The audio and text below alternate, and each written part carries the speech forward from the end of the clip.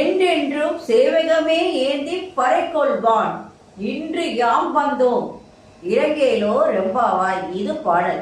இப்ப இந்த பாடலுக்கான விளக்கம். இதுல நாம் போற்றி இந்த பாசுரத்தை நம்ம போற்றி பாசுரம் என்று கூட சொல்லலாம்.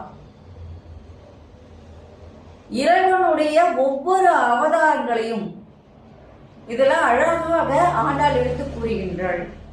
தன் கணவனாகிய கண்ணனுடைய வீரத்தை பறைச்சாற்றுவதாக அமைந்த பாடல் இது. இந்த போற்றிகள் எல்லாமே இறைவனுக்கு என்று சொல்லலாம். அதனால இது போற்றி பாசுரம் என்று கூட நம்ம சொல்லலாம். அன்னைக்கு அன்று இவ்வுலகம் அளந்தாய் அடி போற்றி. அன்னைக்கு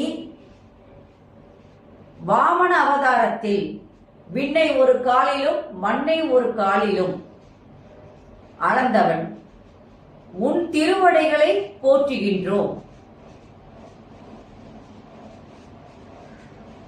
விண்ணை ஒரு காலிலும் மண்ணை ஒரு காலிலும் அளந்த உன் திருவடிகளை போற்றுகின்றோம். இந்த பாட்டுல மூன்றாவது முறையாக வாமனனுடைய அவதாரத்தை போற்றுவதாக கூறுகின்றாள் ஆண்டாள். அதை ஞாபகம் வச்சுக்கணும். சென்றெங்கு தென்னிலங்கை